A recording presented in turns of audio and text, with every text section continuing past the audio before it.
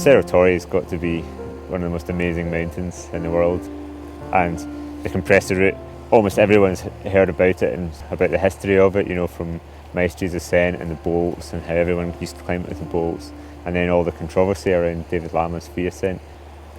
When David Lama finally did free it, it was an amazing, you know, achievement, and so it stands as one of the hardest alpine style routes in the world.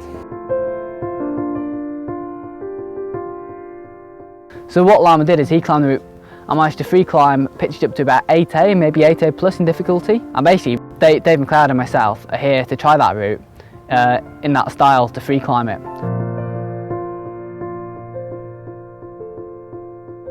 So it's just such an obvious target, you know, it being hard and also an amazing climb, a real standout climb. So we both independently had it in our minds, you know, could we do that? And it only took Calum to mention it to me once, and straight away we had a plan to come here.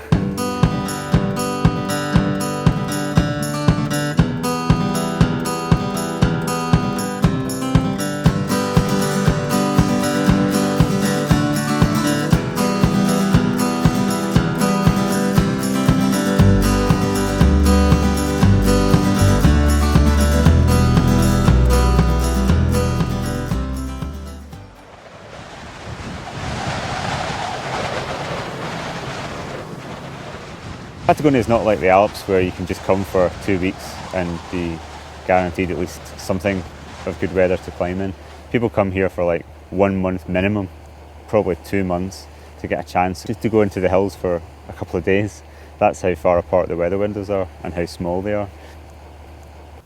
The one big problem, of course, is that the weather in Patagonia is so unpredictable. And this season, you know, it just seems that the weather's been terrible.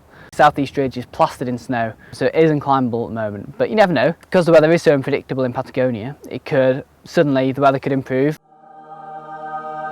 There could be a few days of sunshine, and that could strip all the snow from the climb and make it, you know, climbable for Dave and I.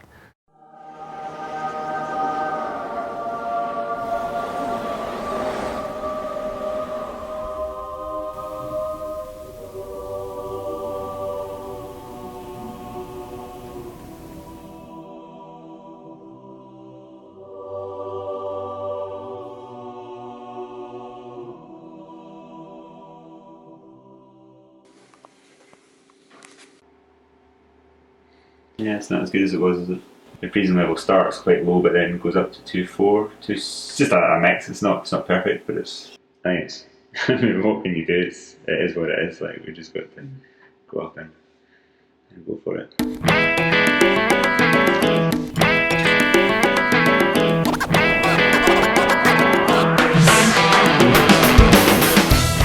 And we walked up on one of these good days of weather, which is actually quite rainy and snowy, and it's bivvied beneath a big boulder. And the following day we walked up, and Dave and I turned around and we looked up this mountain called Gijime, and there was this big wall, and we weren't sure if there were any routes on this wall. What we kind of ended up on was this amazing climb. It was only 6 pitches long, but each pitch was either Scottish Technical 6 or higher.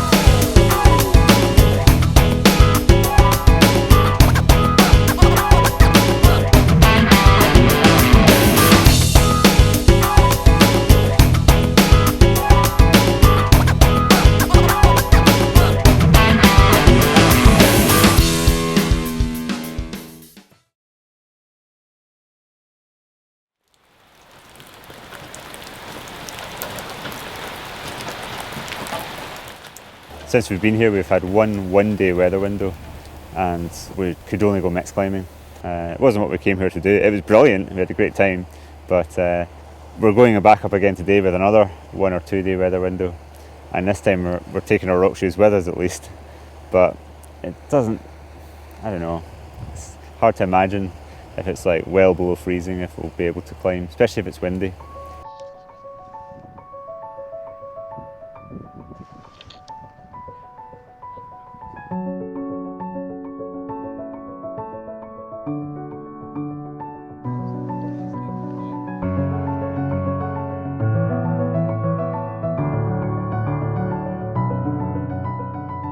So it's 3 o'clock in the morning, just woken up, just had breakfast, and cup of tea.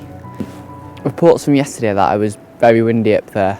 Well, the only climbers we've seen so far seem to have turned back round, so we'll see what happens today. It's forecast to be a little bit windier, but all we can do is give it our best shot.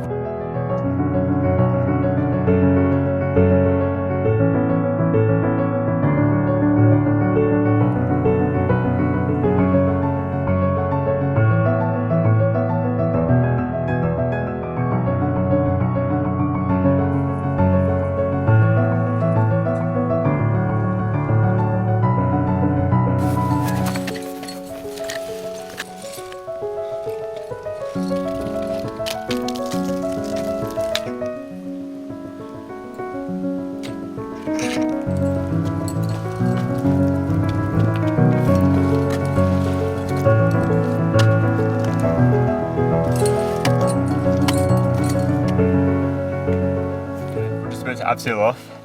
We climbed about 5 pitches maybe, up to grade 8, and every pitch felt like kind of getting on for grade 7. So we're doing really well, a couple of really good leads. But up above us just now, the gully just starts to overhang and all the cracks get really verglass, so there's no protection. So I just couldn't go any higher basically.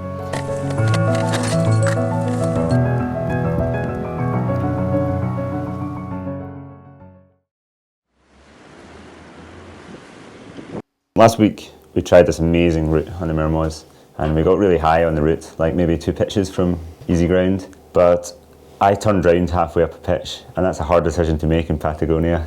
But the reason I did it is because primarily I didn't have the right gear. We'd gone up with our plan A being a rock climb and it was far too cold, so we ended up on this ice climb and I didn't have all of my ice gear with me.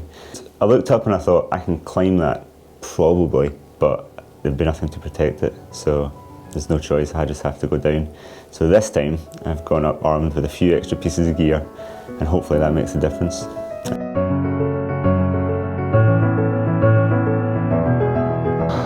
I think we've got a better chance of getting up it than failing on it this time. I think we're probably around 55%.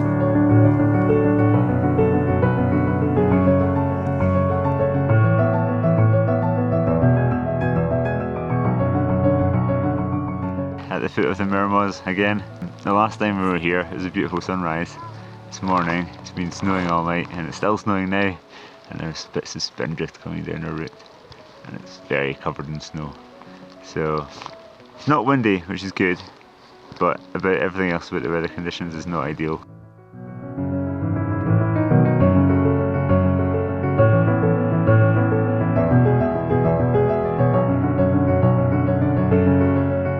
We just headed up to our project on the Mermoz, and it was really stormy conditions up there, snowing pretty heavily, and it's been snowing overnight as well.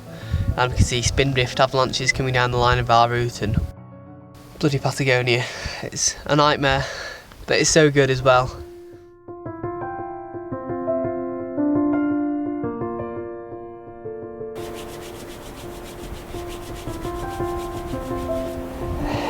The trip's been brilliant. I mean, I've had a great time. I knew that coming out here was a massive gamble. It's just like your chances are very small of actually getting your objective done, and so it happened. We've only seen Cerro Torre twice, never mind even got to the foot of it and tried to climb it. I think I'm disappointed not to have had the opportunity to try the route, but I did come out here knowing that was, there was a good chance that wouldn't happen. But we did climb a really cool new mixed line on Guillemets at the start of the trip, and then we had a go at another really amazing mixed line at the east face of the Mermoz. I was a bit disappointed because we nearly did it on the first try, and we just needed one more good day of weather, and I think we would have had a really good chance, but it just wasn't to be. Never good weather never came.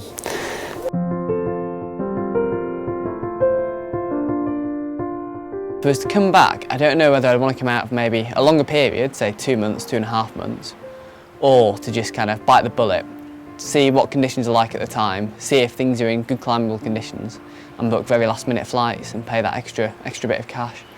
I mean, I've learnt a lot spending the month hearing from other climbers who've been here many times before, and they've said, on that trip I did nothing, on that trip I did nothing, on that trip I did this amazing route. So It seems to be a major investment of time to come maybe for several times, and then maybe you're lucky.